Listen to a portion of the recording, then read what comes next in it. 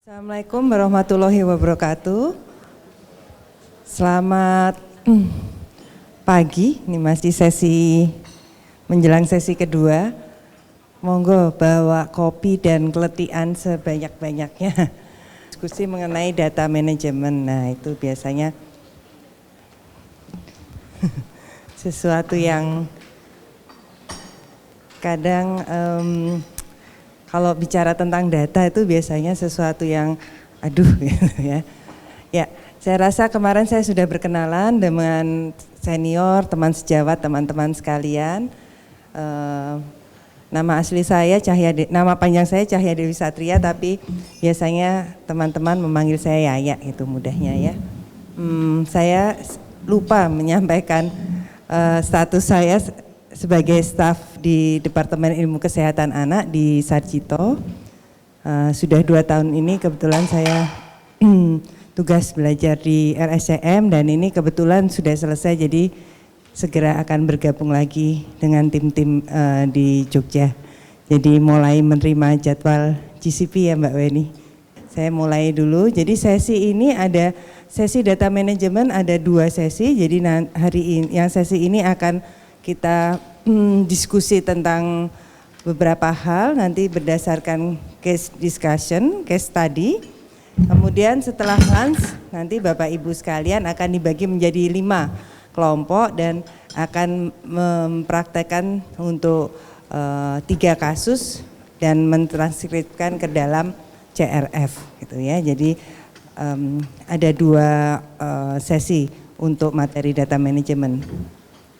Nah, tujuan pembelajaran atau tujuan mengapa harus tahu tentang data manajemen adalah supaya memahami bagaimana data itu harus didokumentasikan, harus divalidasi, harus diamankan dan harus disimpan. Jadi ini beberapa hal yang prinsip-prinsip data manajemen yang sebaiknya atau harusnya dipahami. Ya. Jadi kira-kira mengapa penanganan atau data itu harus ditangani dengan benar? Mengapa begitu penting? Gitu. Mungkin ada yang sukarela aja untuk menyampaikan pendapatnya. Mengapa menurut Bapak Ibu data itu data dalam uji klinis dalam hal ini harus ditangani memang demikian pentingnya? Handling data itu demikian pentingnya. Bagaimana, Dr. Yuli? Tentang subjek maupun tentang produk dari yang akan diteliti ada di situ. Jadi semua informasi harus ada terekam di dalam data tersebut. Tujuannya, goalnya tadi data harus akurat supaya studi atau uji klinis itu dikatakan kredibel gitu. Nah, kalau kita lihat kembali lagi kepada tujuan dari GCP tadi, ya. Jadi ini semua data itu harus ditangani dan memang penting karena apa? Supaya untuk verifikasi kembali bahwa hak dan kesejahteraan subjek penelitian itu harus dilindungi. Jadi kan setiap sesi dari awal itu tentang prinsip GCP sampai setiap sesi pasti diingatkan tentang poin pertama ini. Ya, kemudian data dari uji klinis tersebut memang harus akurat, harus komplit dan bisa diverifikasi dari dokumen sumber. Ya. Dan memastikan bahwa uji klinis itu dilaksanakan sesuai dengan protokol yang sudah di-approve, yang terupdate. Tadi ya, ternyata kan protokol bisa direvisi selama masa pelaksanaan studi. Jadi ini masih ada kaitannya dengan sesi saya hari kemarin tentang esensial dokumen juga. Ya, juga harus data itu memang juga harus sesuai dengan prinsip GCP dan saya rasa sudah sering disinggung-singgung lagi, diingatkan kembali tentang beberapa prinsip GCP. Ya. Nah, slide ini mengenai data sumber. Kemarin ingat ada slide mengenai data sumber juga pada esensial dokumen. Jadi semua informasi baik catatan yang original itu misalnya data sumbernya di rekam medis, maka data dikatakan data sumber itu yang original ada rekam medis atau yang copy. Ingat, kalau ada copy berarti harus ada ada tandanya ya bahwa ini adalah kopi dan di sertifikat bahwa menyatakan bahwa ini kopinya ya. Dari data-data dari tadi dari yang original maupun yang kopi mengenai hasil pemeriksaan fisik, kemudian observasi atau aktivitas-aktivitas lain ya pada uji klinis yang dilakukan dibutuhkan untuk rekonstruksi atau evaluasi studi tadi ya. Jadi itu yang disebut sebagai data sumber. Nah, data sumber itu adanya di dalam source dokumen. Jadi ini sebenarnya sudah disampaikan pada sesi waktu esensial dokumen. Jadi ada beberapa hal yang kita ulang di dalam data manajemen ini. Jadi dokumen sumber itu atau source dokumen itu bisa berupa dokumen asli ya atau juga berupa paper atau berupa hard copy tadi atau berupa rekaman atau pencatatan elektronik. Ya, dan dikatakan bahwa source dokumen itu satu dari esensial dokumen yang bisa mengevaluasi untuk studi ini studi ini kredibel atau tidak. Ya, kualitas datanya baik atau tidak. Ya, jadi biasanya source dokumen itu memang dilihat apakah memang data-data yang di dalam source dokumen itu valid atau tidak. Kalau memang valid, baik, maka dikatakan uji klinis ini baik atau kredibel ya. Nah, ini adalah beberapa dokumen yang kita sebut sebagai source dokumen ya, yang kemarin Bapak Ibu selalu menyampaikan rekam medis ya. Ternyata tidak hanya rekam medis saja. Ya, banyak hal. Ini kan semua kemarin termasuk dalam esensial dokumen ya. Nah, ini beberapa hal yang kita bisa melihat baik dari log awal ya, subjek screening log, terus yang mana yang paling konfidensial Bapak Ibu dari sekian ini? Mana? Subjek identification code list, ini termasuk source dokumen. Catatan juga inform consent, apalagi ya tadi khusus satu sesi tentang inform consent ya. Kemudian catatan dokter, catatan perawat ya itu juga merupakan source dokumen. Ya ini semua apalagi nih hasil-hasil lab juga jangan lupa ya, hasil-hasil lab itu baik yang hasil lab kan banyak ya, bisa yang berupa hasil lab rutin maupun radiologi. Nah ini bisa dianggap sebagai source dokumen ya. Jadi ini semua hati-hati memang harus dijaga gitu ya, jangan sampai pada saat butuh untuk verifikasi ke source dokumen ternyata tidak tersimpan dengan baik. Jadi ini tujuannya kita paham bagaimana handling data pada suatu uji klinis. Nah, ini ada suatu studi kasus, nanti kita diskusikan bersama. Saya lupa ada mic-nya sudah beredar ya. Jadi kasus pertama kalau Bapak Ibu lihat ini suatu uji klinis mengenai obat untuk obesitas yang baru ya. Saya agak sensitif mendengar kata obesitas ya. Efikasi dari obat ini diukur dengan berdasarkan body mass index ya. Saya rasa teman-teman sudah tahu ya. Pada saat awal entry atau akhir pada saat pemberian obat. Di studi ini CRF hanya mengcapture satu data saja mengenai body mass index. Padahal kita tahu ya harusnya body mass index itu merupakan hasil dari berat badan dan tinggi badan. Dan ternyata di rekam medisnya sebagian besar data berat badan dan tinggi badan pasien itu tidak direkam, tidak dicatat.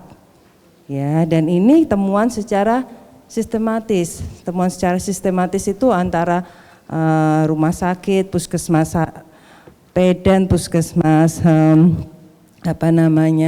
Ganti Warno katakanlah, dan beberapa puskesmas yang lain itu juga temuannya sama, itu yang disebut sistematis ya. Jadi salah satu yang bisa didefinisikan sebagai temuan sistematis. Jadi bagaimana menurut Bapak Ibu? mic-nya, siapa yang beruntung mendapatkan mic? Di mana? Gimana pendapatnya? Mbak Arfiani. Gimana Mbak? Pendapatnya. Kalau ada seperti ini, kasus seperti ini gimana nih jadi datanya? Kan datanya harus outcome-nya body mass index itu. Ya, tapi ternyata direkam medis berat badan, tinggi badannya nggak dicatat. Jadi menurut Mbak sebagai katakanlah Mbak melihat data itu bagaimana? Ya, yang memegang mic dulu nanti. Gimana Mbak? Kurang valid ya kalau misalnya tinggi badan, berat badannya tidak dicatat. Kurang valid kalau tinggi badan dan berat badannya tidak dicatat. Kurang. Kalau kurang itu hampir ya berarti. Siapa lagi tadi yang gimana? Komponen dari BMI kan berat badan dibagi tinggi badan di kuadrat. Terus bagaimana dia dapat BMI-nya kalau misalnya kita aja nggak yakin berat badan dan tinggi badannya berapa? Ya, jadi pasti queries, ada pertanyaan, ini dapatnya dari mana ya memasukkan BMI? Jangan-jangan merenung nih di bawah pohon gitu ya. Tiba-tiba muncul ya, inspirasinya dari mana ini? Jangan-jangan kira-kira nih melihat, oh ini pantasnya BMI-nya sekian gitu ya.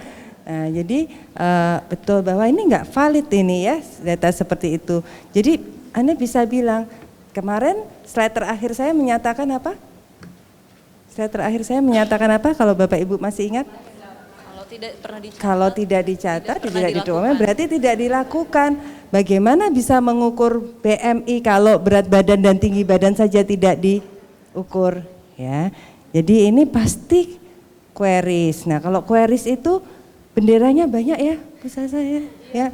Benderanya banyak dari clinical monitor. Sebelum clinical monitor datang biasanya tim internal monitoring sudah akan apa ya, kita istilahnya apa kalau kita ke lapangan itu sendiri kan, memverifikasi, pasti dikejar-kejar ini ya. Bu, mana ini datanya? Ya, kok datanya nggak ada, dapatnya dari mana?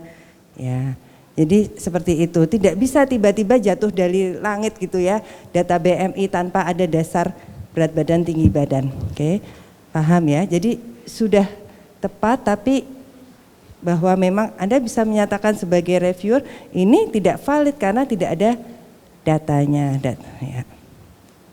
Oke, jadi mengapa harus ada tadi ya dokumen sumber? Ya karena untuk confirm, untuk konfirmasi keberadaan pasien bahwa ya memang ada pasien itu dilakukan dan memastikan akurat dan kelengkapannya. Kemudian ya untuk verifikasi data di dalam CRF dan untuk klarifikasi jika ada diskrepensi misalnya ya kalau tidak, artinya misalnya di dalam CRF berat badan lahirnya 0,2 kilo, kan tidak mungkin, harusnya 2 ya minimal misalnya. Ya itu diklarifikasinya kemana? Ya ke source dokumen ya. Jadi mengapa harus ada source dokumen itu ya, beberapa poin ini. Nah sekarang kasus kedua. Silahkan nanti mic-nya yang sebelah kanan nggak ada mic? Belum ya? Ya sudah, yang kiri dulu aja. Jadi ini uji klinis obat baru, kalau tadi obesitas, sekarang hipertensi. Ya. Kemudian tekanan darah ini digunakan untuk analisis, ya kan? Dan harus dituliskan di dalam CRF. Nah, tekanan darah ini dilakukan atau dicatat 2 kali sehari oleh perawat di catatan perawat. Dan 2 kali sehari direkam medis oleh dokternya. Nah, tetapi CRF itu hanya memasukkan satu saja kan, tekanan darah per hari. Kalau ada seperti ini, mana yang akan dicatat atau dimasukkan ke dalam CRF? Tolong mic-nya, ya Mbak Vina. Menurut Mbak Vina bagaimana? Kalau ada 2 pengukuran, satu oleh perawat, 1 oleh dokter. Perawat mengukur 2 kali sehari di catatan perawat, dokter mengukur 2 kali sehari di rekam medis.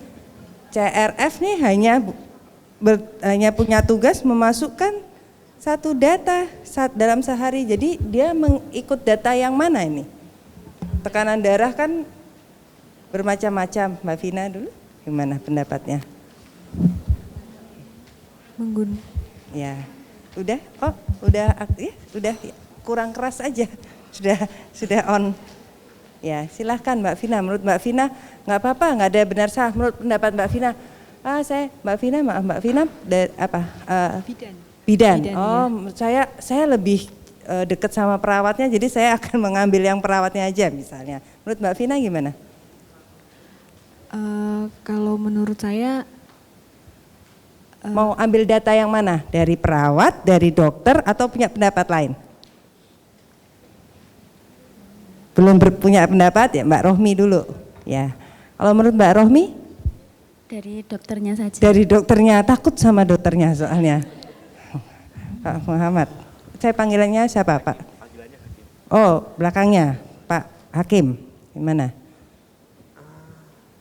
Mau ambil yang mana, data yang mana?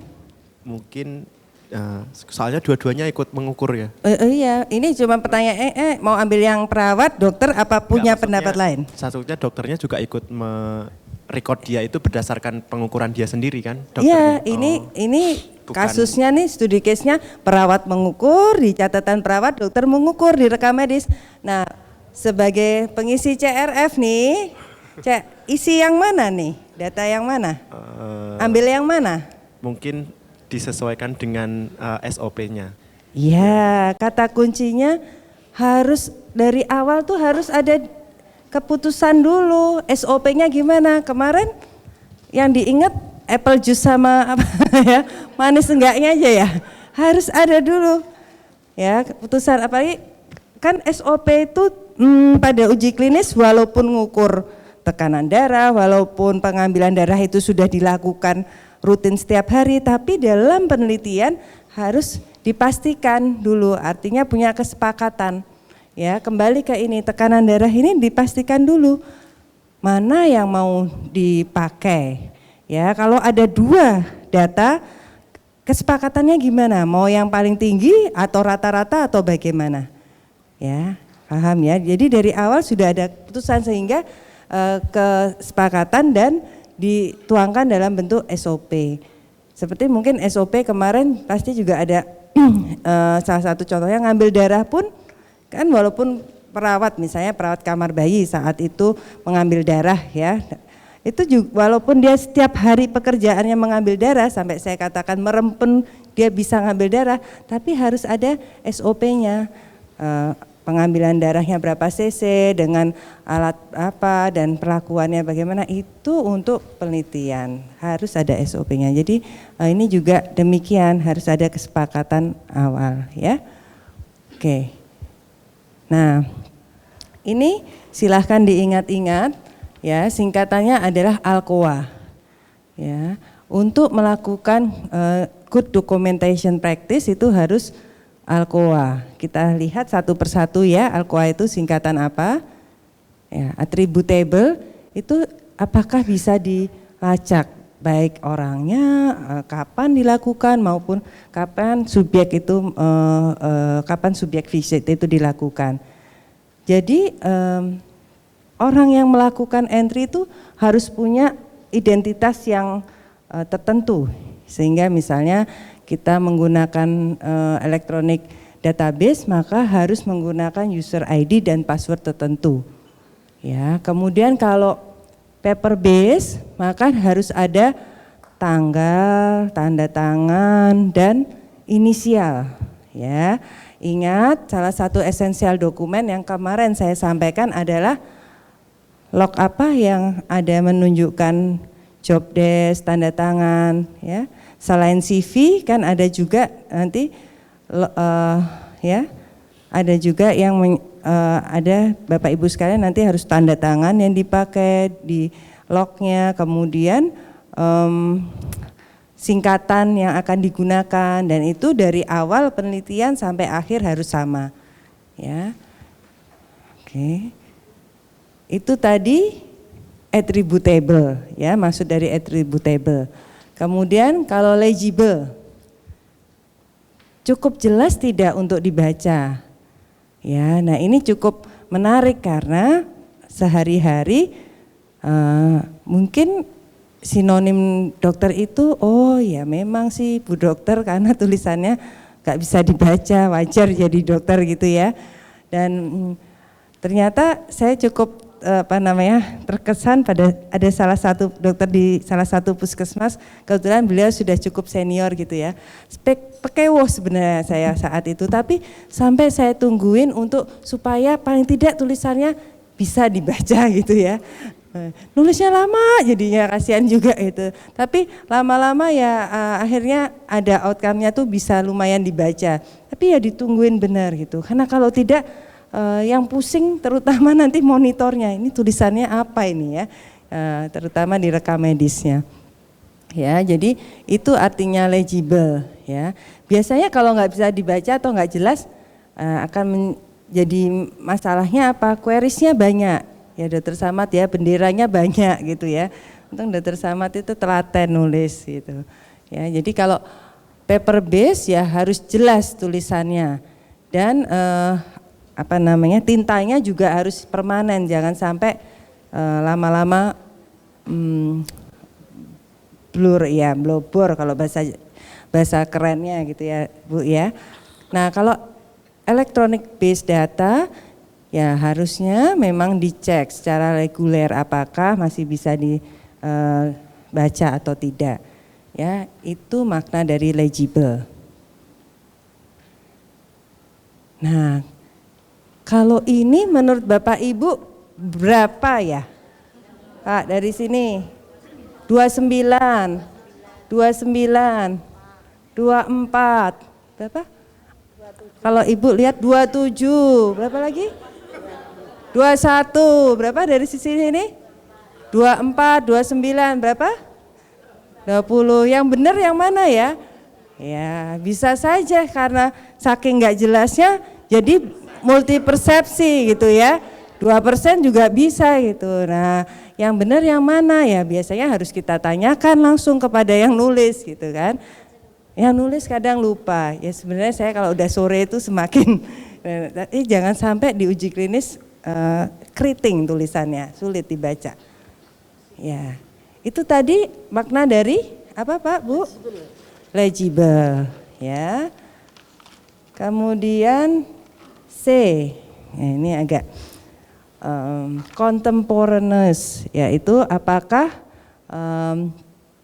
dicatat atau direkam pada saat kejadian, saat itu juga gitu maksudnya. Ya, direkam sesaat segera observasi dilakukan.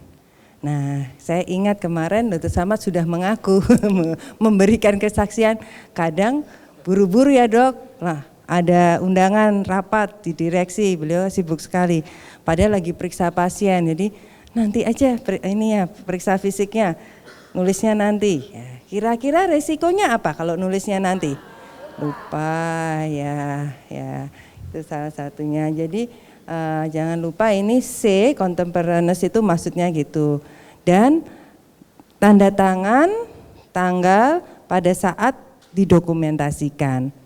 Ya, ini hati-hati, beberapa poin adalah informed consent ya. Banyak informed consent itu lupa sudah melakukan konsen, subjek yang sudah tanda tangan, yang melakukan konsen lupa melakukan tanda tangan atau tanggalnya kapan dilakukan konsen, itu sering juga terjadi. Nanti kita lihat beberapa hal yang sering dijumpai. Ya itu tadi, apa tadi yang tadi? C? Ya, contemporaneous ya. Kalau ilat Jawa seperti saya kadang susah ngomong contemporaneous-nya itu, nesnya itu agak susah. Ya, yang ini gampang ya, original, maksudnya tidak ada modifikasi atau perubahan pada data yang dicatat, baik sengaja atau tanpa sengaja ya. Kalau electronic based data, pastikan bahwa perubahan itu secara sistem bisa dilacak. Itu istilahnya audit trail. Jadi kalau memang merubah di electronic database ya bisa terlacak. Ini perubahannya kapan, siapa yang melakukan perubahan, ya itu namanya audit trail. Kalau paper based data, ya ini ya, misalnya original dan copy ini harus sama dan harus ada tandanya. Biasanya nanti di site pasti diberikan, kalau copy gitu ya cap copy, ada tanda tangan, tanggal gitu. Ya, jadi ini sebenarnya sama. Bapak Ibu sekalian kan sudah akreditasi, jadi sama prinsipnya seperti ini ya. Jadi prinsipnya adalah kalau ada koreksi atau revisi yang dibutuhkan, jangan sampai perubahannya itu mengaburkan data awalnya ya. Nah, ini beberapa hal yang Bapak Ibu nanti akan banyak temui pada pelaksanaannya ya. Bagaimana sih cara koreksi data ya. Tadi poin 1 ini sudah saya sampaikan bahwa jangan mengaburkan data aslinya ya. Kemudian tuliskan atau single line saja ya. Jangan urek-urek. Nah, ini biasanya kalau yang belum terpapar akreditasi itu urek-ureknya banyak gitu ya. Sampai bahkan kalau bisa itu sampai hitam gitu, sampai benar-benar tidak terlihat koreksinya. Ya itu biasanya kalau belum terpapar akreditasi ya. Dan catat nilai yang atau data yang benar yang dikoreksi ya. Jangan lupa tanda tangan, tanggal perubahannya. Kemudian dicatat, didokumentasikan alasan atau mengapa dirubah. Ya. Terus ini sudah tidak tren penggunaan whiteout atau correction float. Kalau dulu itu saking ngetopnya tip X ya Dok ya, tip X haram hukumnya gitu ya. Kasihan juga nggak laku ya sekarang ya. Ya. Oke, contohnya seperti ini ya, single line. Ini yang benar yang mana? Yang nilai berapa? 4 ya. Kemudian JD mungkin ya. Ya harusnya ada paraf sama inisial ada tanggal ya. Kemudian kalau di dalam CRF ya sama ya. Ini contoh misalnya begini. Kalau tadi yang 5, 4 ternyata salah lagi, yang benar 5 lagi. Maka yang benar harus dilingkari. Ini galau ini. Pengisi datanya galau ya, dan ditulis harusnya yang benar 5 dan tanda tangan ini kurang paraf ya. Jadi ini tanggal 4 dirubah 4, ternyata cek lagi oh yang benar malah 5, koreksi ya, seperti ini. Ini nanti akan banyak dijumpai. Nah ini contoh-contoh yang lain ya. Kalau ini yang benar apa ini 166-nya ya. Kalau ini memang tidak ada data ya. Kalau tidak ada data jangan dikosongin, tapi ya ditulis tidak ada data. Usia ini ternyata harusnya usianya sekian ya, ini entry-nya tanggal sekian. Kemudian kalau mau memperbaiki jawaban yang model begini ternyata bukan yes tapi no, ya ada keterangannya. Nah ini prinsip dasar ya. Nanti lama-lama Bapak Ibu sekalian akan terbiasa untuk tata cara koreksi yang benar. Karena monitor itu biasanya kikrik orangnya. Kikrik itu tahu ya, detail sekali. Dan dia pasti melihat kesalahan kecil sekecil pun gitu ya. Dulu kayaknya ada yang sampai panas dingin kalau udah tahu jadwal monitoringnya. Dokter Samad aja yang sudah tenor kayaknya kalau dikejar-kejar Mbak Indri stres ya. Banyak temennya Dok. Aduh Mbak ini jadwalnya ya, tapi tujuannya baik karena kita tadi kalau melihat pekerjaan sendiri kan merasanya udah lengkap ya, harus ada yang melihat orang. Nah tadi apa ya, sampai di mana ya tadi? apa? Original. Oh ya, Alcoa. Ini berarti yang terakhir, akurat. Apakah semua data itu sudah benar? Ya. Jadi memang harus semua database itu harus mengcapture data sumber itu secara akurat. Ya, harus komplit, konsisten dan real. Ya, real semua data atau informasi yang ada. Ya, itu akurat. Nah, ini saat ini juga menunjukkan kalau ada 3 digit gini ya harus terisi ya 007 ya, tidak bisa hanya blank 7. Ya, kemudian ini pembulatan. Kalau pembulatan 0,5 atau lebih, maka pembulatannya ke yang up, yang ke atasnya. Kalau kurang dari 0,4 atau kurang, maka pembulatannya ke bawahnya. Ya. Nah, ini ya kalau pencatatan secara tulis tangan ya harus dicatat secara tepat. Kemudian indelible itu maksudnya tidak bisa dihapus. Jadi jangan pakai pensil ya, pensil apalagi bawa pensil terus dihapus pakai penghapus gitu ya. Jangan maksudnya ya. Terus legible, tadi legible gimana? Kalau legible tadi apa? Bisa tulisan bisa dibaca tadi ya. Jadi jangan cakar ayam, semakin nggak bisa dibaca semakin banyak pertanyaannya. Ya, kemudian di sign tanda tangan ya oleh orang yang melakukan entry ya. Jangan sampai orang lain ya. Ini juga ada temuan waktu itu.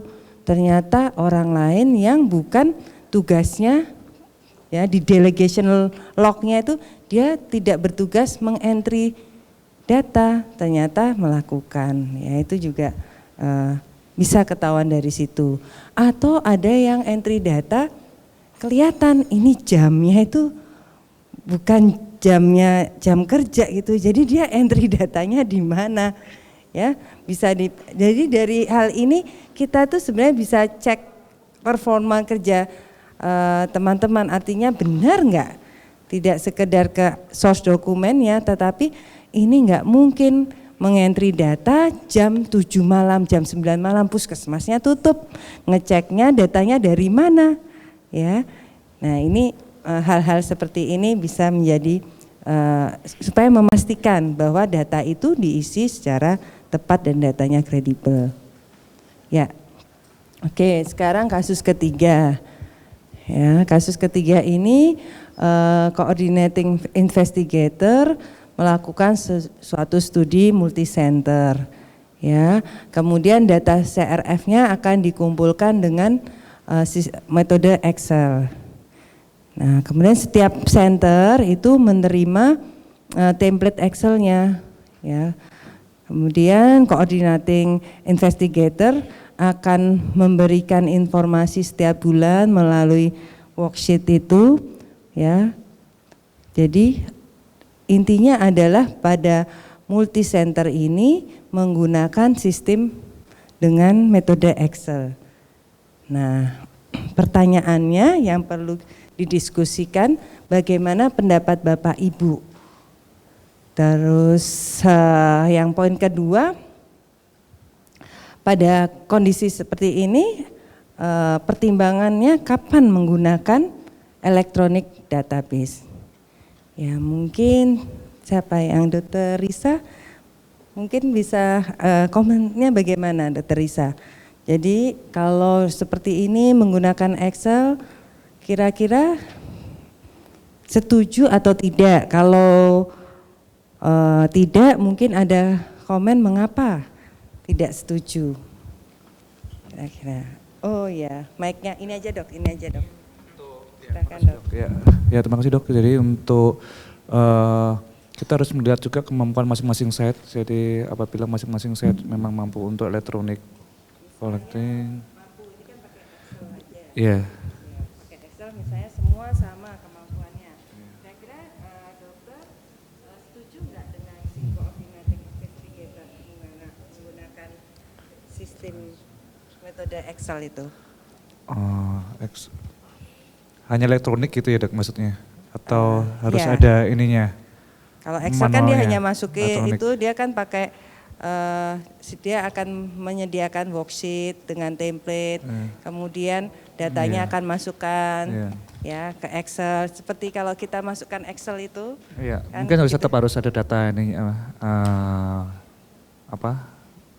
manualnya ya, papernya, iya. Ya manualnya kan Papernya, ada. iya, papernya. Ya kalau ini kan poinnya untuk suatu penelitian uji klinis dengan sistem Excel itu kira-kira bagaimana menurut pendapat Anda? Kalau Dr. Risa kan tadi bisa saja Uji tapi klinis, harus ada manualnya, tapi sepertinya tetap masih galau gitu Iya, ya masih galau. ekspresinya, ya. Jadi poinnya begini. Tadi dari slide sebelumnya harus ada audit trail, ya kan? Audit trail itu maksudnya kalau ada perubahan harus bisa dilacak. Kalau Excel kira-kira bisa dilacak nggak kalau ada perubahan? Tidak. Jadi poinnya di situ. Karena tidak bisa dilacak. Misalnya merubah, tinggal perubahan itu di Excel ya sudah berubah saja kan semua, tapi tidak bisa dilacak. Sehingga yang ideal adalah database itu harus bisa dilacak untuk nanti entry-nya bisa dilacak. Kalau ada perubahan seperti tadi, perubahan itu harus jelas siapa yang melakukan perubahan, kemudian kapan dilakukan perubahan, ya. Jadi poinnya di audit trail-nya itu Dok, ya. Kalau Excel tidak bisa. Ya, ini gambarannya seperti ini untuk jawaban kasus ketiga. Terima kasih Dr. Risa komennya. Ya. Oke, jadi ini jawabannya ya, yang dikatakan good GDP atau good documentation practice itu harus ada audit trail-nya, ya. Jadi mendokumentasikan ya, jadi sehingga semua bisa merekonstruksikan semua event, ya. Kemudian bukti atau mendokumentasikan evidence semua sequence atau urutan aktivitas yang dilakukan ya pada uji klinis tersebut. Kemudian transfer datanya harus akurat dan harus komplit. Ya, itu kriteria dari GDP ya, Good Documentation Practice. Ya. Oke. Ya. Kapan kita pertimbangkan menggunakan sistem komputer? Ya. Harus ada pemikirannya data ini keamanan data harus dipertimbangkan. Ya, tetap prinsip Alcoa-nya. Tadi ya kita sudah tahu prinsip Alcoa itu apa. Kemudian password management. Jangan pernah sharing-sharing password. Ya, yang di-sharing WiFi saja, password WiFi, ruangan saja. Tapi kalau password untuk pengisi CRF atau dokter untuk entry misalnya gitu, atau tim penelitian entry itu masing-masing punya password sendiri. Tadi salah satu prinsip Alcoa yang attributable harus uniquely identified. Jadi harus masing-masing personal itu yang mengentry data harus jelas dan teridentifikasi. Ya, jadi jangan sharing password. Ya.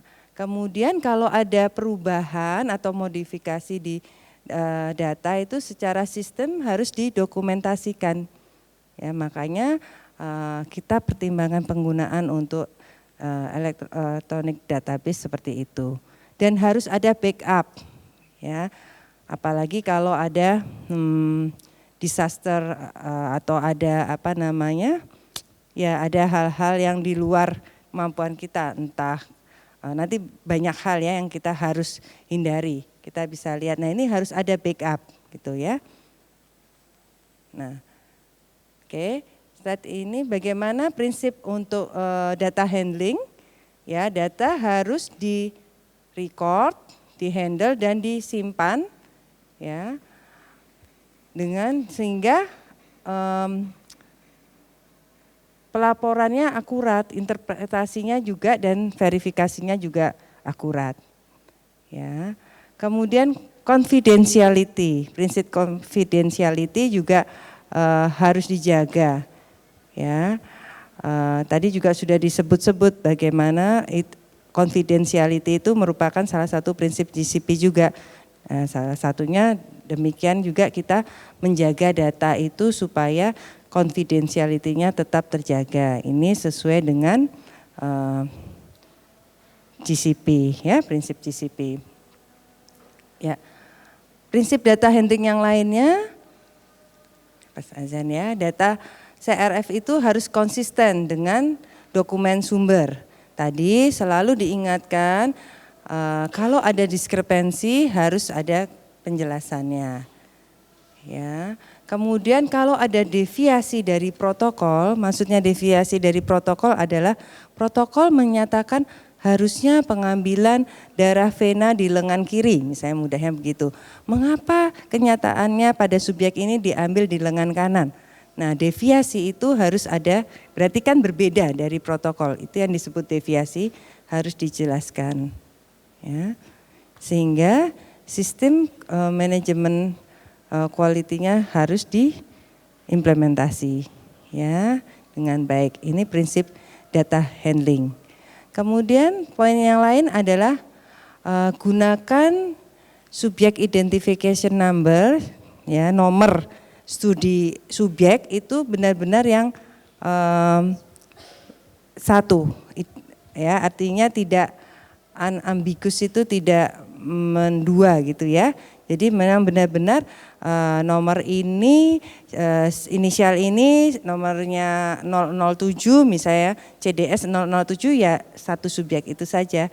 Kemudian ada biasanya kode awal itu kode site-nya, misalnya 01 Suraji, 02 nanti puskesmas mana. Jadi tidak mungkin ada subjek dengan dua identifikasi nomor penelitian yang sama gitu ya. Ini juga diulang-ulang bahwa kalau data itu dirubah selama proses entry dan sebagainya, ini juga harus bisa dibandingkan dengan original datanya, ya. Nah, verifikasi source dokumen ini memenuhi beberapa prinsip gitu ya. Pertanyaan yang biasa diajukan adalah mengapa, apa, kapan, siapa dan bagaimana. Ini makanya tim monitor itu memverifikasi dokumen itu biasanya harus memenuhi poin-poin ini. Ya. Nah, bagaimana proses dokumen sumber? Ya, proses dokumen sumber itu ya harus evaluasi kelengkapannya, akurasinya, validitasnya.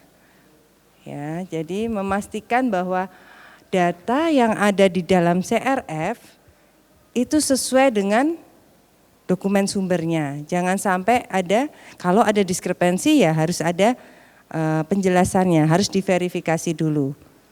Ya. Jadi verifikasi kualitas dan integritas itu merupakan keharusan ya menurut GCP dan merupakan kunci terhadap suksesnya suatu uji klinis tersebut. Jadi makanya perlu dilakukan verifikasi kualitas dan integritas dari data handling itu, data yang ada. Jadi ini semua adalah fungsi dari clinical monitor. Jadi nanti ada sesi tentang clinical monitor sepertinya. Jadi fungsinya itu apa? Clinical monitor itu kepanjangan tangan dari sponsor. Artinya sponsor itu tidak mungkin akan melihat semua data satu persatu. Nah, clinical monitor itu yang melakukan fungsi itu sehingga bisa melaporkan ke sponsor, oh penelitian ini dilakukan dengan baik berdasarkan data yang ada, sudah diverifikasi, hasilnya demikian. Nah, itu ada fungsi dari clinical monitor. Oke. Sampai mana tadi ya? Oh gini. Ini ya. Nah, kira-kira berapa persen sih harus diverifikasi?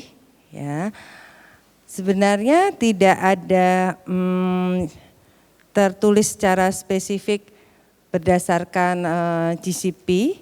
ya berapa persen yang harus diverifikasi. Ya. Tapi kalau kita melihat di sini bahwa sekarang berdasarkan risk base, jadi dan tidak harus 100%. Misalnya awalnya hanya 10% dulu, kemudian tergantung temuannya, banyak errornya atau tidak, ya kan. Tapi kalau kita lihat timnya itu memang belum banyak pengalaman, maka starting point-nya biasanya lebih tinggi gitu ya, lebih banyak artinya yang perlu diverifikasi. Ya, jadi ini yang berapa banyak sih yang harus diverifikasi. Nah, ini ternyata belum ada tertulis secara spesifik ya berapa, tapi prinsipnya seperti itu. Ya, tidak 100% tapi risk based. Ya. Nah, ini kira-kira saya ingat apa saja yang perlu diverifikasi. Saya ingat pada saat esensial dokumen saya sudah menyampaikan bahwa biasanya ya data-data yang critical data gitu ya. Nah, jadi yang dia akan menjawab khusus tujuan dan dari studi tersebut.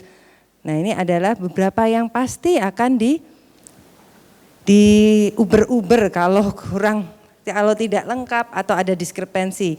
Jadi informed consent, inclusion exclusion kriteria, kemudian efikasi, outcome efikasi baik primer maupun sekunder. Dan jangan lupa kalau ada terutama SAE, pelaporannya, pencatatannya, pelaporannya ini pasti akan dimonitor, diverifikasi datanya ini sudah akurat atau belum. Dan pasti juga akan melihat prescription dari pada uji klinis ini otomatis vaksin ya, artinya produk penelitian baik vaksin maupun placebo. Ya, jadi ini poin-poinnya yang biasanya akan diverifikasi. Ya, kasus keempat, mic-nya saya ganti taruh sini ya biar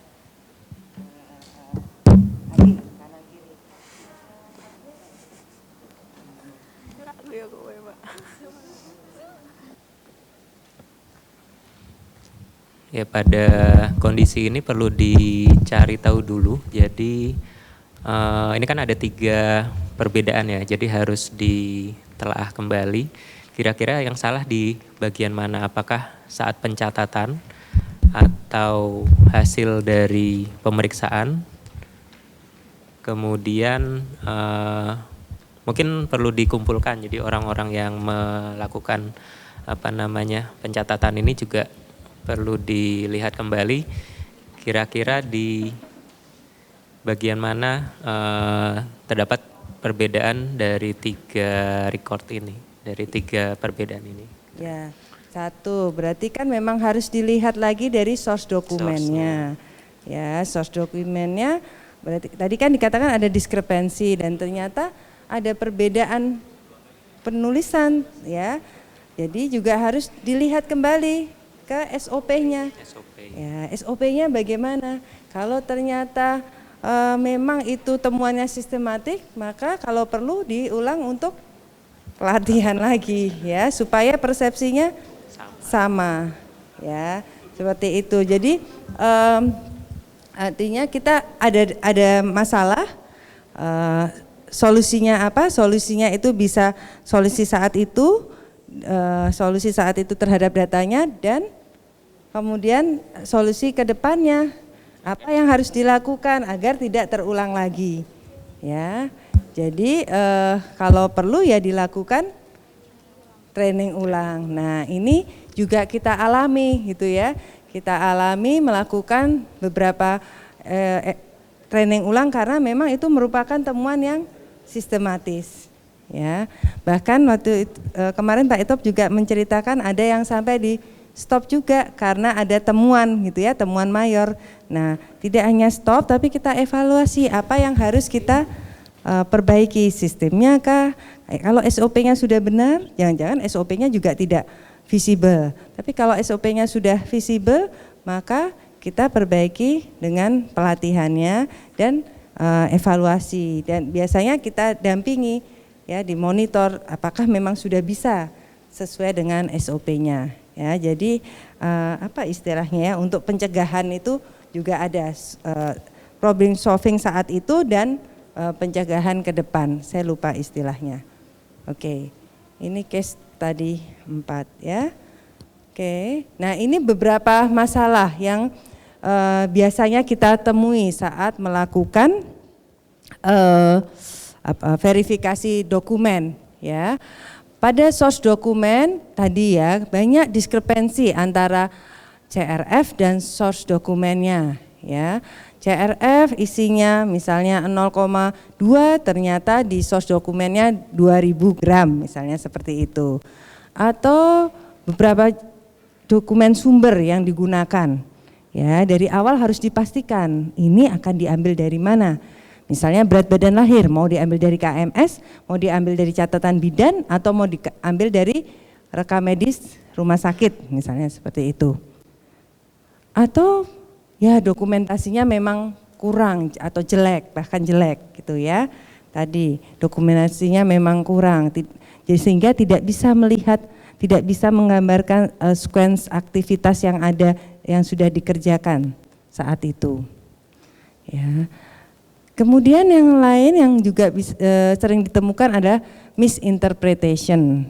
Ya, misinterpretation juga bisa kebanyakan juga di hasil lab. Kemudian interpretasi yang relevan dengan klinis, atau tadi tidak bisa dikerjakan atau tidak dikerjakan. Ya. Oke.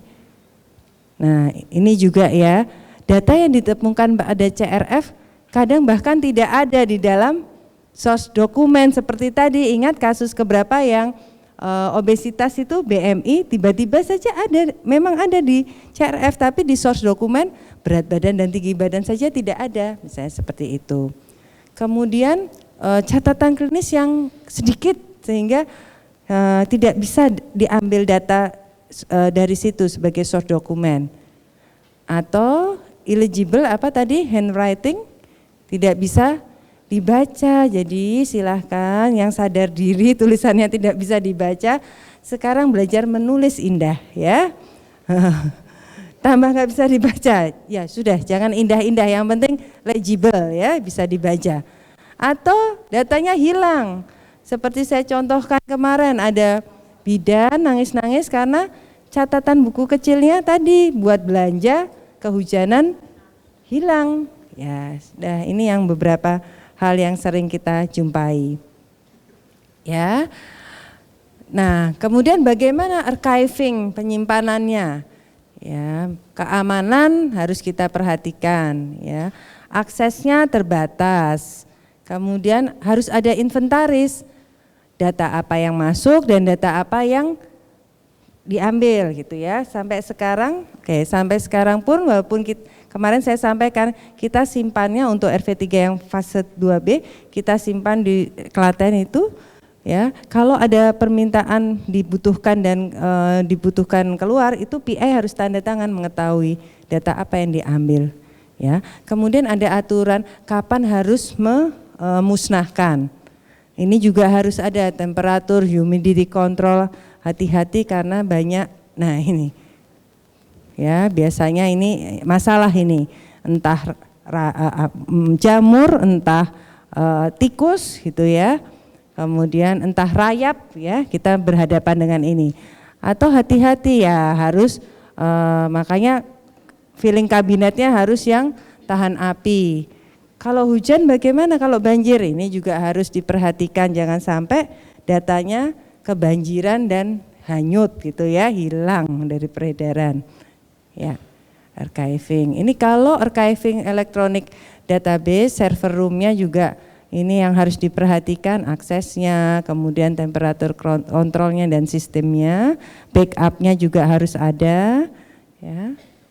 Nah, ini contoh yang storage yang ini ya, storage yang rapi, kemudian Nanti di set kan juga ada aturan penyimpanannya ya, kemudian ini ada pasti sudah ada tata cara penyimpanannya. Jadi keamanan itu salah satunya dengan keharusannya adalah diakses oleh orang yang berkepentingan, hanya orang yang berkepentingan. Dan itu alarm saya udah bunyi. Nah ini slide terakhir ya. Dan bisa retrain lagi paling tidak minimal 2 tahun, ini aturannya ya, 2 tahun setelah terakhir di approve secara marketing di negara tersebut. Itu aturannya, sehingga kalau di Uni Eropa sekarang 25 tahun harus disimpan. Kalau di kita yang RV3 15 tahun ya, disimpan 15 tahun. Berarti saya umur berapa itu baru boleh di retrain ya, dimusnahkan ya. Saya rasa demikian. Slide terakhir, saya matikan alarm. Kalau ada pertanyaan silahkan. Kita setelah ini sepertinya foto bersama. Ada pertanyaan? Silahkan. Lebih jelas atau tambah bingung? Paling membayangkan memulai kembali ya Dr. Yulis. Kalau yang belum mulai membayangkan akan memulai. Tidak usah lama-lama dibayangkan, dilakukan saja. Nanti ya berjalan dengan waktu, banyak pengalaman yang saya yakin teman-teman akan dapatkan ya. Saya sendiri terlibat dalam RV3 3 tahun ya, 3-4 tahun, banyak terpapar dengan timnya Dr. Samad dan teman-teman di Puskesmas, semua banyak pengalaman yang saya tidak pengalaman uji klinis, Pak Itop yang banyak memberikan sharing pengalaman beliau, tapi dari situ saya juga pengalaman jadi banyak pengalaman untuk diri saya sendiri. Jadi GCP secara teori begini, tapi pada saat kita melakukan, oh ternyata seperti ini. Tidak mudah ya Dok ya, tapi kalau kita bisa melakukan rasanya tuh kepuasan sendiri gitu. Apalagi kalau bisa menjawab bendera-benderanya Mbak Indri dan teman-teman, itu rasanya bisa tidur nyenyak ya Dok ya. Jadi ya. Demikian saya rasa, jika tidak ada pertanyaan, terima kasih. Wassalamualaikum warahmatullahi wabarakatuh.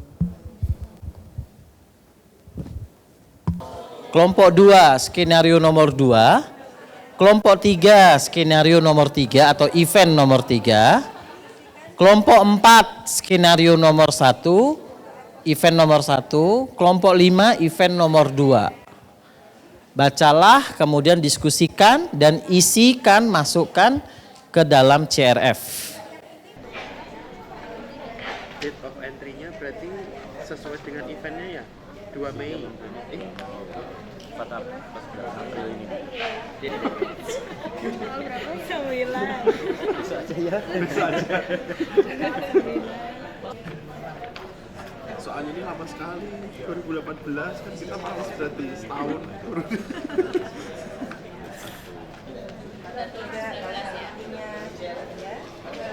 Action take-nya ada atau tidak, dan yang aplikasinya apa, ya, dosisnya bagaimana, kapan mulainya, kapan akhirnya. Dokternya 2, ketiga. Ini sama juga dengan dokter.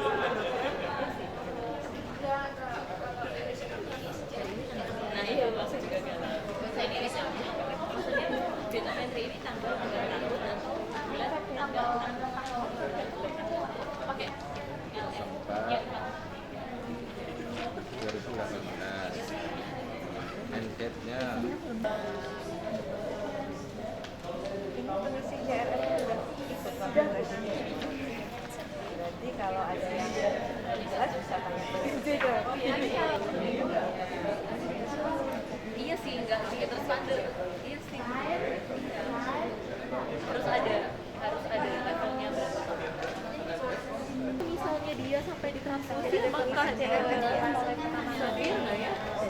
Kalau dia sampai transfusi, Misalnya gini, 6,5 Mas, kalau saya ini kayaknya nggak kelihatan targetnya sama NDC-nya. Kalau ML kan biasanya yang pertama kali ya, pertama kali jadi dua kemungkinan antara mild atau moderate. Kalau ini sampai MRS enggak? Kalau ada MMS tanpa melihat KO Enggak, atau apa? di sini Enggak nggak ada ya? ditulis MRS. Jadi antara mild atau moderate. B itu dia cuma sekali kan, nggak terus-terusan, nggak 2 intermittent. hari kemudian itu ada Demamnya maksudnya kan berlanjut, bukan berhenti, habis itu dia demam lagi, berhenti demam lagi. Berarti pelaporan dari demamnya ada nggak ini? itu Data-data demamnya demamnya di patternnya satu aja. Patternnya satu. patternnya dua, satu. Kembali Seriousness, kelasnya ini ada datanya iya dok. Dua ya? Dua. Oh iya beda. Itu yang masuknya ya. Oke, selesai semuanya. Sudah ya? Sudah ya? Sudah, oke. Sudah ya? Oh. Loh, waktunya habis, nanti protes di situ nulis. Tidak tepat waktu. Gayeng. Diteruskan di rumah. Oke, sudah semua Bapak Ibu? Oke, sudah ya? Sudah ya? Oke. Kita diskusikan. Kita diskusikan. Oke. Sekarang kita mulai dari kasus nomor 1. Ini kelompok 1 dan kelompok 4. Oke? Kelompok 1 dan kelompok 4 siap. Yang kelompok lain silahkan dibaca ya, mengikuti kita pembahasan untuk event nomor 1. Oke? Mungkin dari kelompok 4 silahkan. Didengarkan kelompok lain. Kami dari kelompok 4 akan yang lain dengarkan, kita membahas kelompok event 1. Hasil CRF dari kasus pertama. Di poin A ini dapat diisikan pada hasil ini pasien ID number diisikan 202, kemudian inisialnya ALM, kemudian date of entry-nya hari ini. Karena kita mengisinya hari ini 9 Juni 2019. Juli. Kemudian IV-nya di sini tertera panas dan muntah. Itu mulainya pada tanggal 1 Mei 2018, berakhir pada tanggal 7 Mei 2018. Kemudian intensitasnya 3, patternnya 1, kemudian seriousness-nya 1, causality-nya 3, action take-nya 1, kemudian outcome-nya 1. Kemudian untuk concomitant terapinya dapat diisikan ID number-nya 202, pasien inisialnya ALM, date of entry-nya 19 Juli 2019, obat yang diberikan paracetamol, rutenya 1, oral, indikasi panas, dosisnya tidak dituliskan, kemudian start date-nya mulai minum tanggal 2 Mei 2018 sampai tanggal 3 Mei 2018, kemudian domperidonnya, rutenya 1, oral, indikasi muntah, dosisnya tidak dituliskan, startnya mulai tanggal 2 Mei 2018 sampai 3 Mei 2019. Sudah di bawah tertera tanggal dan tanda tangan serta inisial. Terima kasih. Mungkin ada tambahan. Ya. Terima kasih ya. Grup 1. Tepuk tangan dulu buat kelompok 4. Iya, kalau dari kelompok 1 itu startnya mulainya tanggal 3 ya dok? Sebelum Ini start, awal dulu Mbak. Oh ya. Yang mana itu? Yang start pengobatannya dok. Oke. Start pengobatannya itu mulainya tanggal 3 dan end date-nya itu tanggal 4. Mungkin dari awal dulu. Ada tambahan? Ada tambahan nggak? Eventnya sama nggak? Setuju dari atau tidak? Dari awal itu kejadiannya sama, fever sama vomiting. Oke, sebentar. Yang lain tolong perhatikan. Kelompok 1 eventnya berapa? Berapa banyak eventnya? 1. Apa eventnya? Panas dan muntah.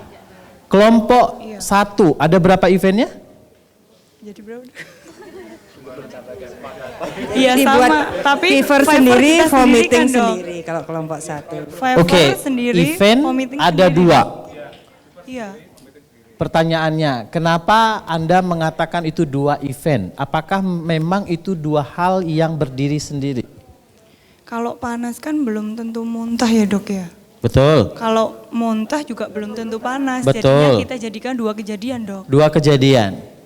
Dokter anak, kalau ada pasien datang dengan fever dan vomiting,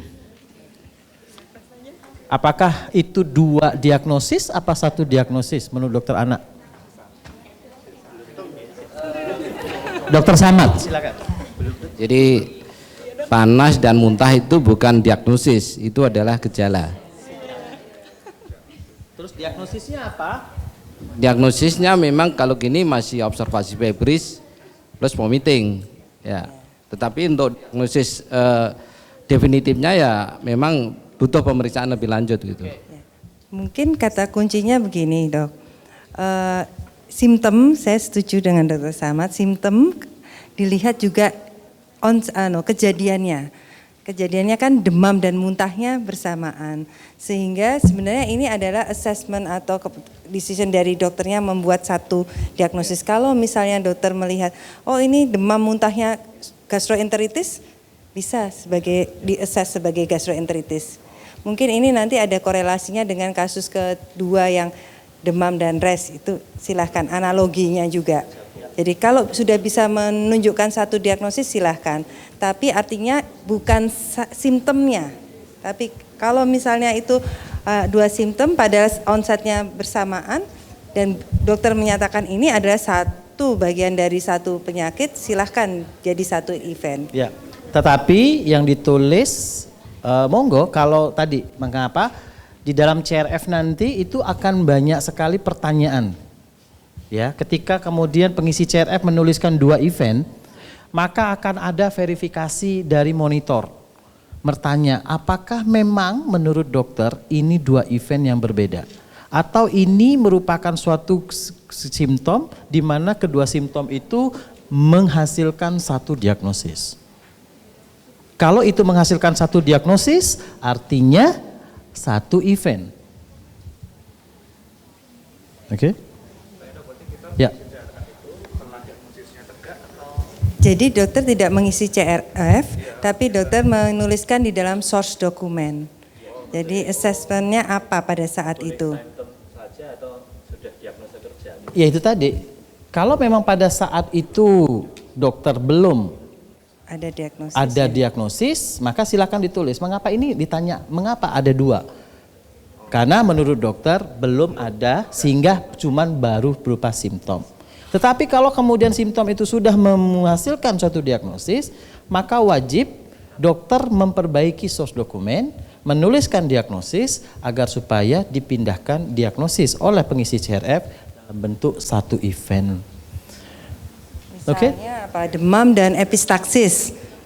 Dokter yakin ini 2 kondisi yang berbeda. Ya sudah, demamnya ternyata karena rinofaringitis, ya demam, bukti rinofaringitis plus epistaksis misalnya seperti itu. Oke. Iya. Makanya didiskusikan di sini. Gitu ya, didiskusikan. Gitu. Apakah itu menurut dokter di sini alur pikirnya satu event? begitu, Dok. Dasarnya begitu. Ya. Oke? Ya. Kemudian ada lagi pertanyaan di situ? Tadi perbedaan untuk kasus start date dan end date treatment. Ya. Silakan. Yang causality-nya kita berdasarkan apa yang ini? Ya. Causality. Ya. Causality, jadi gini, causality itu ditanyakan apakah menurut dokter bahwa gejala yang muncul di situ atau diagnosis yang terjadi di situ itu ada atau tidak hubungannya dengan produk yang diberikan. Gitu. Nanti di protokol ada gitu ya, cara melakukan causality assessment. Ada. Ya. Mungkin mudahnya begini ya, dokter biasa mengakses untuk KIPI, ya analoginya begitu. Jadi kan sama assessmentnya causality itu related, unrelated. Gitu. Jadi di situ misalnya tanggal berapa dosis diberikan? Tanggal 14. Kemudian kejadiannya tanggal 1 Mei. Berapa hari setelah pemberian? 15 hari. Kalau KIPI itu berapa? 28 hari. Nah itu analoginya. Sehingga menurut dokter panas ini kalau kita berbicara KIPI, gimana causality-nya menurut dokter? Jadi rentang waktunya masih masuk definisi KIPI, berarti bisa ya. Gitu ya? Oke. Possible, probable nanti ada dalam mana. Ada lagi pertanyaan? Seriousness. Di sini dibilangin serius tadi ya. Di sini serius nggak? Anda mengisi seriousness-nya yes atau no? Belum ada kesepakatan. Satu. Ya. Ya. Nggak apa-apa Anda menjawab satu, tetapi nanti besok kita ketahui bahwa yang disebut serius itu kalau dia hospitalisasi. Kan di situ tertulis dia tidak hospitalisasi. Iya, pulang kan? Child did not require further medication on hospitalization. Oh, memberat. Ya. Ya.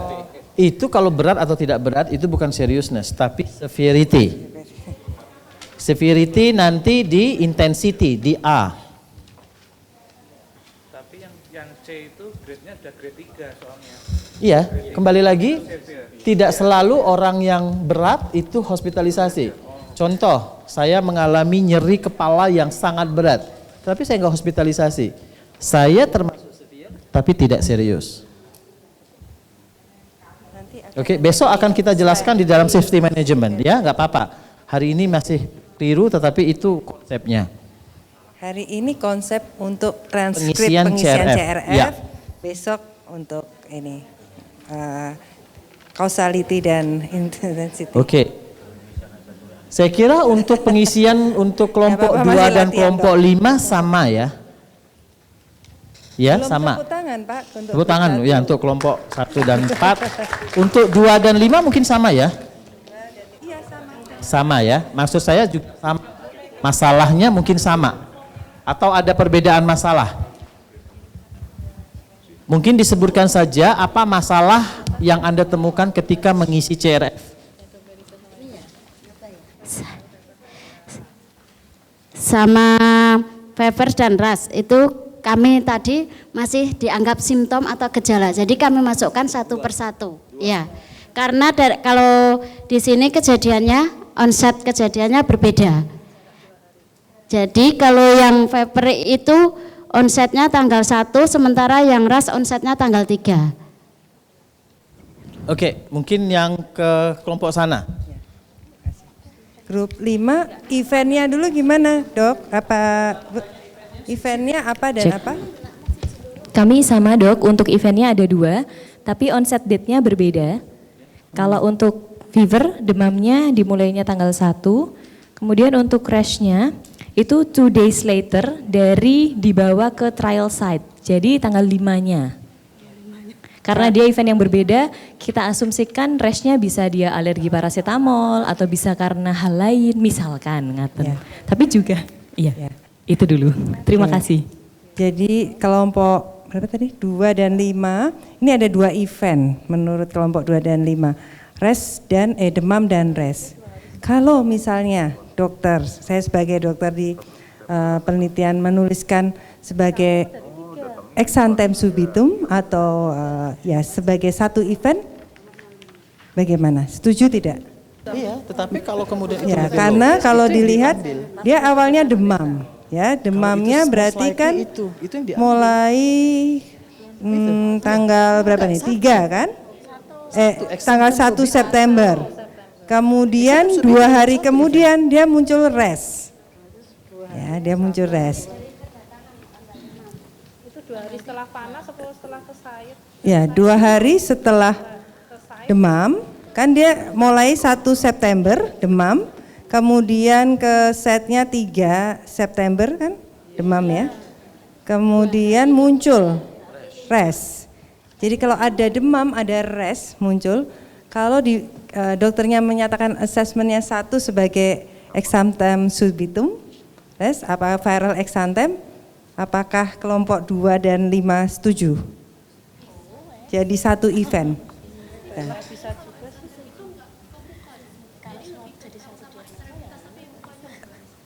Bisa exanthem, bisa ya. Jadi apapun, bisa rubeola, bisa viral infection, bisa. Ya, jadi bisa dalam 1 event ya. Jadi 1 diagnosis. Oh iya, bisa juga. Bukan.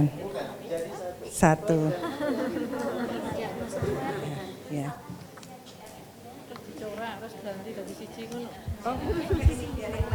Ya. Cek, iya. Misalkan nih dok, jadi pasiennya datang tanggal 1 di trial site kita. Dia demam tok. Terus kita diagnosis fever. Ya, terus tetapi gini, dicatat, untuk adverse event, nanti ketika dia datang apa hari itu juga ditulis tidak? Gitu berarti ya, tidak. date of entry-nya penting. Tetapi nanti kita beri waktu untuk adverse event, itu adalah pada saat sampai selesai baru kemudian diisi. Ya, kalau gitu berarti setuju 1. Ya. Siap-siap. Ya. Kecuali nanti untuk yang serius, 24 jam. Itu nanti beda nanti. Ya. Jadi ada pertanyaan dari sini, misalnya pasien datang dengan keadaan demam. Kemudian sebentar, diam dulu. Ya. Pasien datang dengan keadaan demam. Kemudian dicatat di rekam medik dia demam. Kemudian apakah CRF langsung akan mengisikan? Tidak. Jadi dia biasanya kita punya SOP paling tidak sampai 7 hari misalnya. Setelah adverse event seminggu baru kemudian pengisi CRF harus memasukkan. Tetapi pengisi CRF harus tahu bahwa hari itu ada AE dan kemudian pada saat itu dia sudah harus melihat. Hari besoknya gimana pasiennya? Besoknya gimana? Besoknya gimana? Kemudian setelah 7 hari misalnya kemudian datang lagi dengan rash. Kemudian dimasukkan lagi ada rash. Kemudian pada saat dia ada rash mungkin dokternya akhirnya menuliskan TX exanthem subitum. Maka dimasukkan exanthem subitum. Langsung. Ya, kita tunggu gitu prosesnya. Jadi, tetapi kalaupun kemudian sudah 7 hari, kemudian dia nggak datang lagi, Anda masukkan demam, silakan dituliskan. Tetapi besoknya dia datang dengan rash, baru melapor. Kemudian diganti menjadi exanthem subitum. Apa yang dilakukan? Kan CRF tinggal diubah, dicoret, ditandatangani, tanggal sekian diganti. Betul tak? Kan CRF itu bukan sesuatu yang tidak bisa diubah. Tetapi permasalahannya adalah kalau mau mengubah harus ada audit trail. Apa itu tadi? Harus tahu kapan dia diubah. Oleh siapa dia diubah? Kenapa dia diubah? Ya? CRF itu bisa diubah, bahkan berkali-kali bisa diubah, itu bisa. Tetapi dicoret-coret, kalau dia paper dicoret terus-menerus silahkan. Tetapi ketika kemudian dibaca, kita tahu dia awalnya A, diganti B, oleh si ini tanggal sekian. Diganti lagi C, oleh si ini tanggal sekian. Diganti lagi terus gitu, kita bisa membaca audit trail dari apa yang tertulis di situ. Tapi jangan lupa rujuk pada source dokumen juga. Jangan lupa harus ada source dokumennya mengubah itu. Nggak bisa kemudian dokter Samad misalnya bilang, oh itu exanthem subitum, Anda ganti exanthem subitum, ketika dilihat di medical record tidak tertulis exanthem subitum. Sehingga kalau kemudian Anda mau mengubah CRF, pastikan dokter mengisikan apa yang akan diubah itu ke dalam source dokumen. Kenapa? Karena tanpa ada source dokumen, ada di CRF datanya tidak valid. Tidak bisa diverifikasi. Data itu asalnya dari mana? Tadi Bu Yaya mengatakan ada source document verification. Apa itu?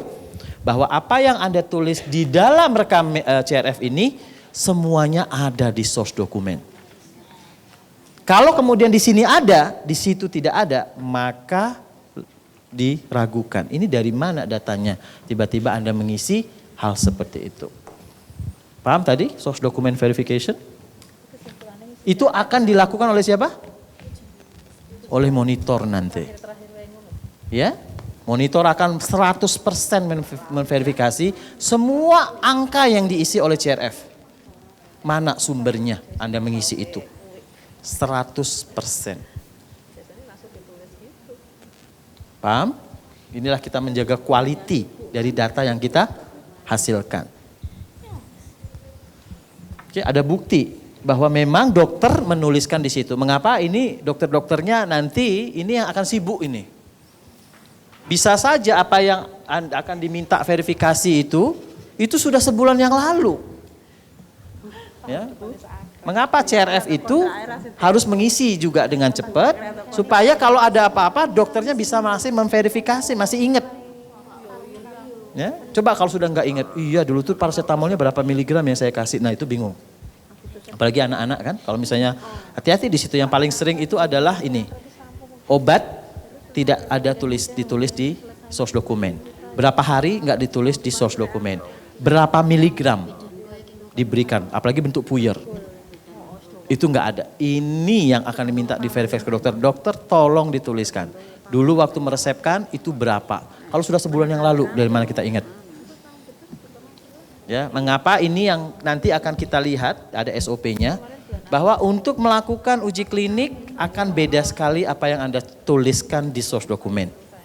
Karena source dokumen menginginkan lebih detail apa yang dituliskan. Tidak seperti sehari-hari kita menulis di rekam medik puskesmas atau rumah sakit. Meminta akan lebih detail. Oke? Ya. Ada pertanyaan? Ya.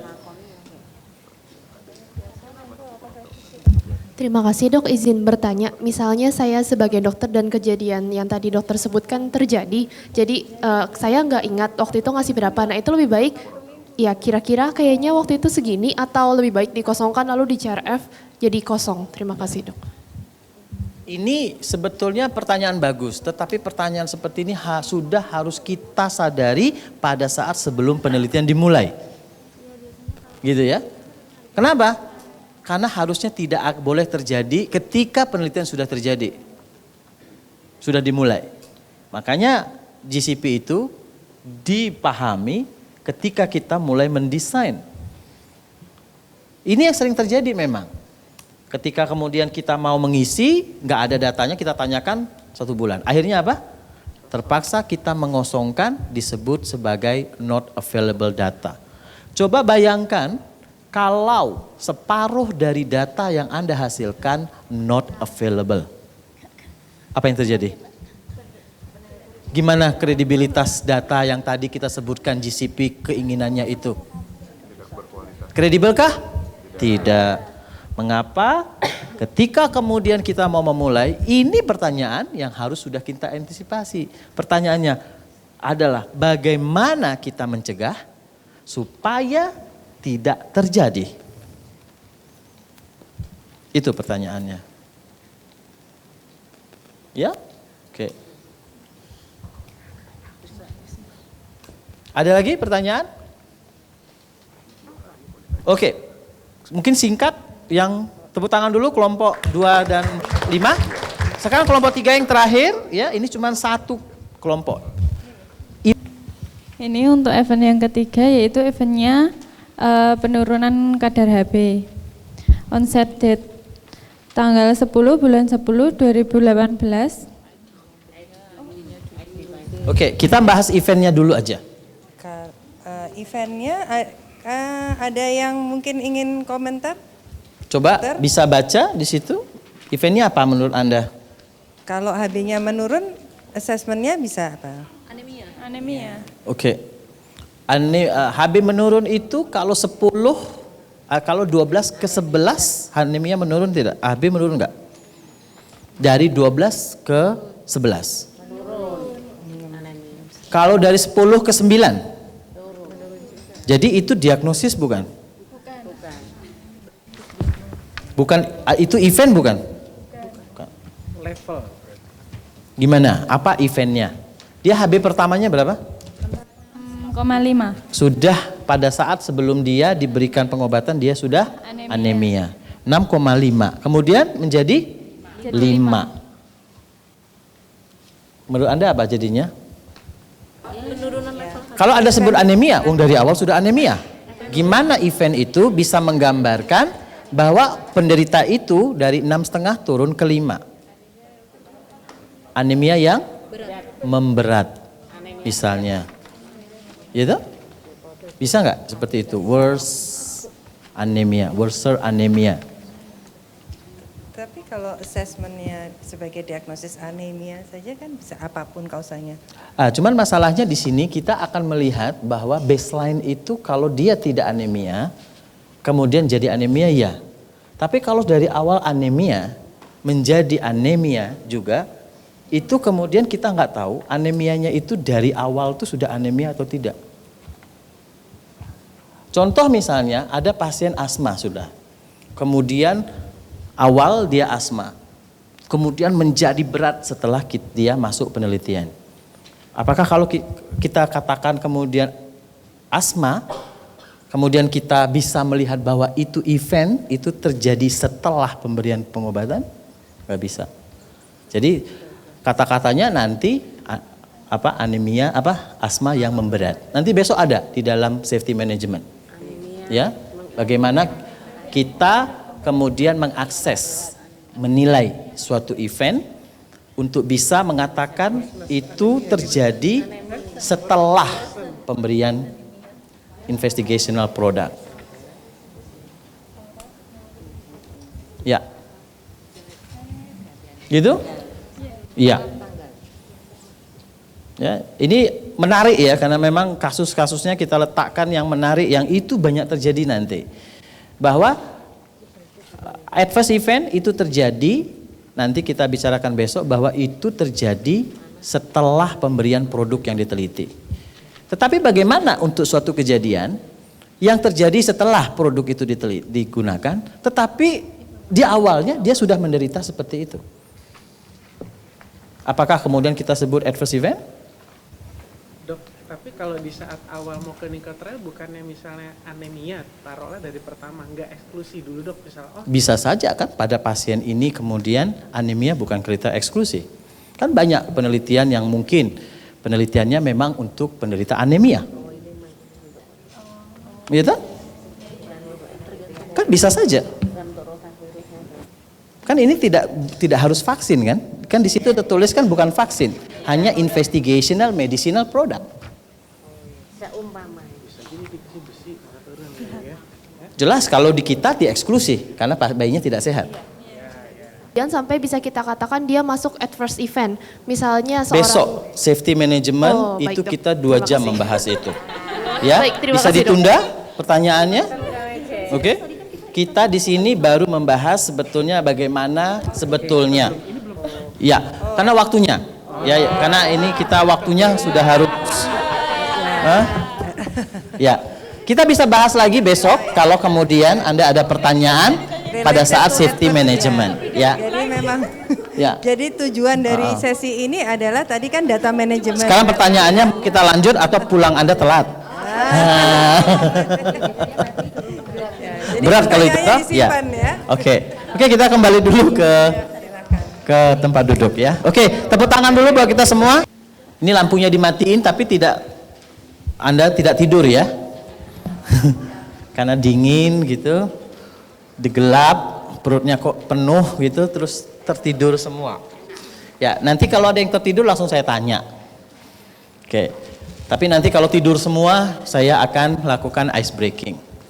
Kita akan lihat ini ada yang kita sebut sebagai investigational medicinal product management, panjang sekali. Ya, nanti kita lihat apa itu IMP dan sebetulnya bagaimana manajemen prosesnya dan kemudian mengapa kita harus melakukan manajemen IMP. Nah, apa itu IMP menurut Anda? Ada yang bisa mungkin di awal?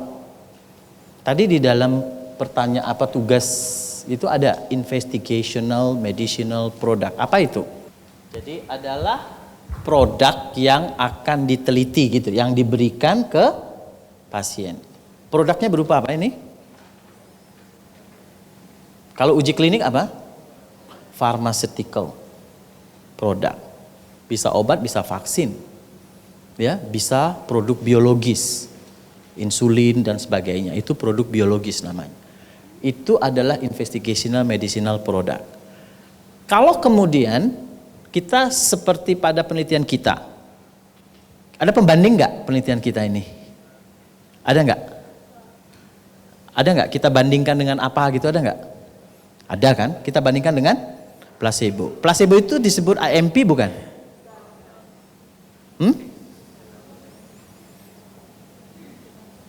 Tadi katanya adalah produk investigasi, produk yang diberikan, yang bentuknya pharmaceutical.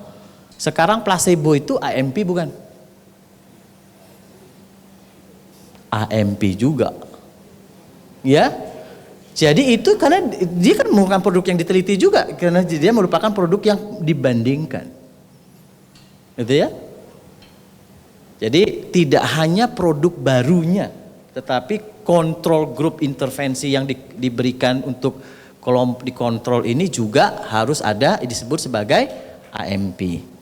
Sekarang, kalau kemudian kita berpikir seperti itu, manajemen, itu kira-kira apa proses manajemen di dalam investigational medicinal product ini, AMP ini? Apa saja yang masuk dalam manajemennya? Pertama, penyimpanan. Ada lagi? Cara pemberiannya. Ada lagi? Persiapan dosisnya. Terus monitoring apanya? Expired date-nya, monitoring suhunya. Apa lagi yang kita harus manage? Adverse event juga. Iya atau tidak? Nanti kita lihat. Ada lagi yang lain? Distribusinya. Yang dimaksud distribusi gimana Pak? Dari tempat penyimpanan ke pasien, sampai ke pasien. Atau dari industrinya sampai ke site-nya. Itu juga kan ada proses distribusi ya. Ada lagi yang lain? Apa? Ya, batch number. Ya, itu masuk di dalam proses manajemen. Ada lagi yang lain? Betul sekali, pemusnahan ini jangan lupa. Kenapa? Karena kadang-kadang produk kita itu sisa. Produk kita itu kemudian ternyata pecah atau apa, ya, waste, itu harus dimusnahkan. Nanti kalau kemudian kita punya cara memberikannya dengan file, maka filenya ini yang habis diberikan itu kan dimusnahkan itu. Nah ini cara pemusnahannya gimana? Jadi itulah proses yang akan kita diskusikan. Bagaimana dalam uji klinik kita akan melakukan manajemen terkait dengan produk yang kita teliti. Ini sudah tadi ya. Jadi manajemen itu mulai dari proses, mulai dari mendokumentasi, mulai dari manufaktur sampai kita menghancurkannya.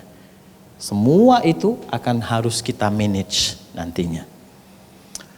Nah, pertanyaannya, kenapa harus kita manage dengan baik investigational medicinal product itu? Kenapa harus kita manage dengan baik? Agar ada efikasi? Satu, karena GCP mengatakan kita harus menjaga safety dari pasien. Di mana letaknya hubungannya antara safety dari pasien dengan manajemen produk? Di mana letak, Bu Catur? Apabila kita enggak memperhatikan kondisi suatu produk itu, ketika kita kasih ke partisipan, takutnya mengakibatkan efek samping dan apa? Excellent, tepat sekali. Ingat dua hal. Kemarin saya katakan. Yang pertama, kalau kemudian itu bisa mengakibatkan gangguan keamanan dari pasien, maka itu harus kita fokuskan aktivitas itu.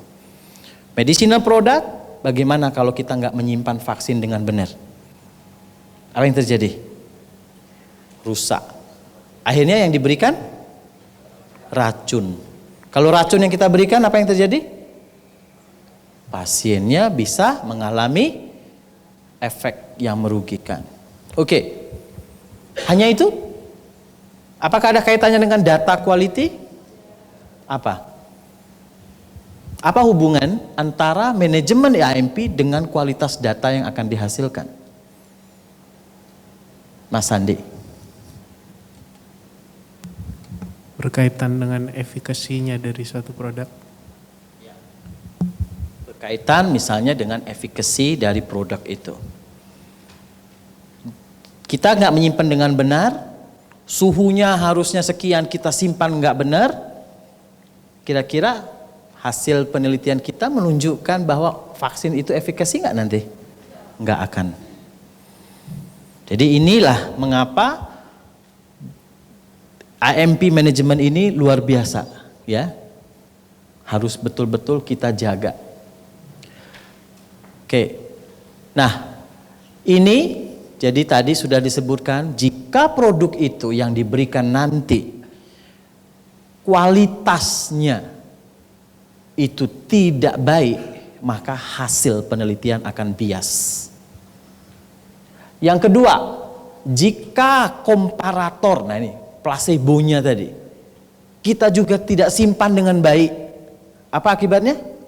Hasilnya juga akan bias. Kemudian yang ketiga, jika kita tidak mengontrol bagaimana cara pemberian, bagaimana kemudian kondisi transport dan sebagainya, maka vaksin bisa rusak dan bisa mengakibatkan tadi gangguan dari keamanan dari produk itu dan kualitas dari produk. Kenapa kita harus memanage? Tadi sudah safety dan credibility dari data, dan hati-hati bahwa regulatori dalam hal ini Badan POM yang mengizinkan kita untuk melakukan uji klinik, mereka akan menghentikan produk yang diteliti, menghentikan penelitian tersebut jika mereka menemukan bahwa di dalam penelitian tersebut kita tidak memanage produknya dengan baik. Ini luar biasa, ini kalau untuk produk itu Badan POM turun tangan, melihat langsung bagaimana manajemen produk kita. Ini nanti dalam proses audit mereka akan melakukan. Karena dia akan compromising untuk safety pasien, data yang dihasilkan, dan penelitian bisa dihentikan langsung hari itu. Ya. Kuis. Nah, ini ada hadiahnya nggak kuis ini ya? Tanya ke sekretariat ini. Oke. Sekarang pertanyaannya, suatu produk yang diteliti itu harus di manufacture atau diproduksi, dihandle dan disimpan menurut good manufacturing practice atau praktek produksi obat yang baik. Benar atau tidak? Kemarin sudah kita diskusikan di hari pertama kan, bahwa ada GCP untuk standar pelaksanaan penelitiannya, tetapi ada GMP untuk apa? Produksi dari dan manajemen dari produknya. Ya. Kemudian apakah produk yang kita teliti harus digunakan sesuai dengan protokol? Jawabannya benar, true. Mengapa nanti paling penting di dalam proses monitoring adalah benar nggak cara pemberiannya, dosisnya benar nggak, sesuai tidak dengan waktu yang ditetapkan oleh protokol.